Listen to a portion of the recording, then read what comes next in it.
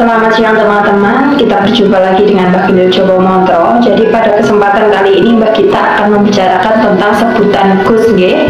Jadi kita tahu dari keraton atau kerajaan dari Jawa pun juga ada sebutan Gus. Kemudian dari agama kita, yaitu agama Islam, itu juga ada sebutan Gus. Yang mana setelah kita pelajari ternyata cara penyebutan Gus di sini berbeda, Mbak. Dari pakem kerajaan itu sudah berbeda dengan apa yang kita dengar sehari-hari. Jadi langsung saja ini kita ada bukti fotokopi sertifikat ini dari salah satu murid Mbak Gendil Joko Montro yang sudah berpuluh-puluh tahun ikut dengan Mbak Gendil. Ini buktinya ada tulisan aksara Jawa.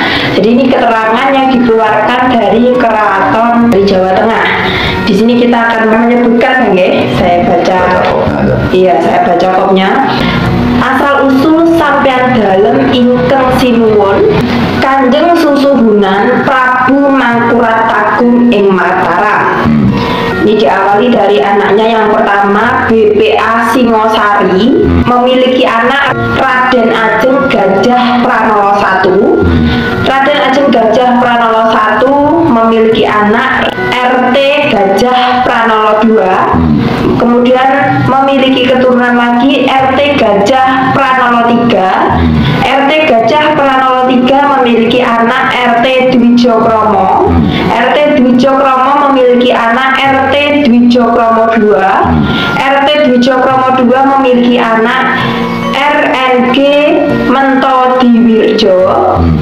Kemudian memiliki anak RNG Pakudiwiryo. Kemudian RNG Pakudiwiryo memiliki anak Raden Mangkurejo. Kemudian Raden Mangkurejo memiliki anak RNGT Sutiah Sastro Amijoyo. Kemudian RNGT Sutiah Sastro Amijoyo memiliki anak Raden Sukamto, yang mana Raden Sukamto atau Bapak Sukamto ini merupakan murid dari Mbah Gendil Joko Montro. Kemudian di sini juga ada cara-cara penyebutan, yaitu sesebutane darah dalam panjenengan noto. Yang pertama, tedak kaping loro tumeka papat. Jadi ini keturunan 2 sampai yang keempat. Tumrap lanang diarani Raden Mas. Jadi kalau laki-laki sebutannya Raden Mas, disebut Raden Mas kalau laki-laki ya. Iya.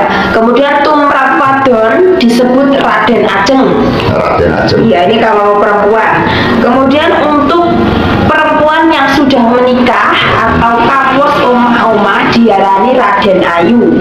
Jadi ini untuk keturunan yang kedua sampai yang keempat, Kalau laki-laki disebut Raden Mas, kalau perempuan yang belum menikah disebut Raden Ajeng, dan kemudian perempuan sudah menikah disebut dengan Raden Ayu.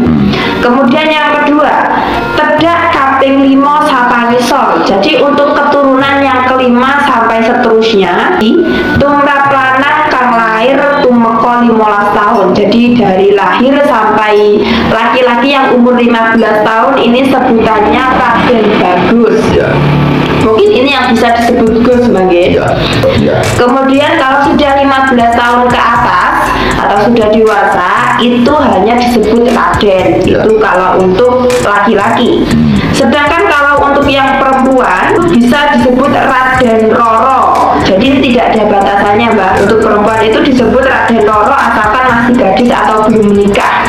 Tapi kalau sudah menikah atau kawus omah-omah, untuk perempuan keturunannya kelima sampai seterusnya itu bisa disebut Raden atau Raden Nganten. Makanya untuk menghormati pada nenek moyang dulu, kalau menantu mereka memanggil menantunya itu dengan kata nganten. Itu kalau manggil bukan namanya teman-teman, besok pagi untuk ke sawah untuk menunai padi. Ada lagi yang bilang, besok waktunya sudah kunjung ke rumahnya pisang, maka berangkat jam 8. Besok jangan lupa kita akan ke pasar bersama-sama. Kata-kata nganten itu kita tahu sendiri bahwa nenek moyang kita, mbak saya juga menyebut menantunya itu mengambil dari bahasa dari yaitu keraton, yaitu di Mataram. Sehingga disinilah teman yang kita bedah pada siang hari ini. Kita tahu pada saat Gus Samsudin diberontak oleh orang-orang dengan kata-kata Gus, kita tidak punya dasar dan tidak punya wawasan, maka kita hanya diam sejenak atau diam saja. Sehingga ternyata setelah kita menemukan buku-buku silsilah dari Kerajaan Mataram, baru kita bisa menyimpulkan, yang artinya memang di dalam kerajaan sebutan-sebutan Gus itu tidak dilemparkan kepada manusia-manusia biasa atau rakyat biasa, karena harus sesuai dengan silsilah anak-anak raja. Sehingga apabila kita menyebutkan sembarang orang Gus itu memang tidak benar, karena di sini kan ada hukum-hukum yang tertentu gitu loh. Nah, kalau tidak sesuai dengan silsilah, kita juga ketakutan disebut dengan Gus. Namun di dalam kita memecahkan rekor ini, masalah ini, kita akan yang membandingkan dari anak kiai besar dinamakan Gus. Kenapa para kiai-kiai anaknya dinamakan Gus? Kita tahu bahwa yang namanya tokoh besar atau alim ulama besar, bukan pahlawan-pahlawan yang menjalankan agama Islam, maka mereka juga dianggap orang yang agung. Tidak mustahil apabila anak mereka juga diagungkan. Namun sebenarnya di dalam nama-nama Gus itu hanya diberikan nama semenjak umur 15 tahun.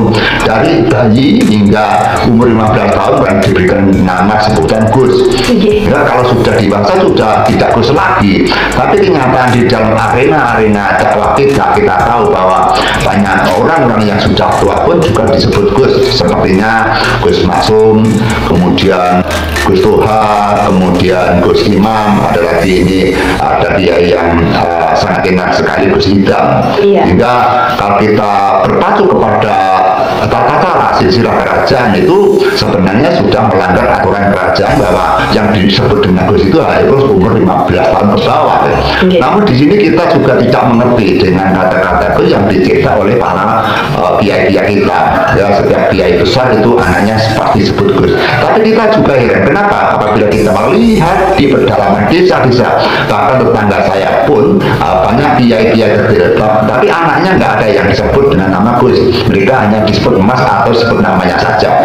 Apa yang membedakan anak kiai besar disebut Gus, kemudian anak kiai kecil hanya disebut namanya saja? Kita pun juga tidak tahu. Ya, kita kalau memberikan sesuatu jawaban, sesuatu keterangan, apabila kita tidak punya fondasi, kita juga tidak berani. Kita hanya menanyakan secara pribadi saya sendiri, kenapa kalau kiai-kiai besar yang punya anak namanya Gus, misalkan namanya Huda, sebut aja Gus Huda, anaknya Imam sebut Gus Imam. Sehingga setiap anak-anak kiai besar itu tadi sebut nama Gus. Kemungkinan besar Gus-Gus yang ada di kata-kata atau Gus-Gus yang diberikan nama agung di anak-anak kiai itu merupakan kebagusan hati, karena orang yang bagusnya hati ada orang yang punya kapasitas yang lebih, karena akhlak di pekertinya juga lebih, termasuk ilmu agamanya juga lebih. Maka kelebihan tersebut maka orang mengakukan nama itu disebut dengan nama Gus. Sehingga apabila anda atau penjenengan sedoyo kalau sudah dinamakan Gus, hati-hati, karena Gus adalah kebagusan.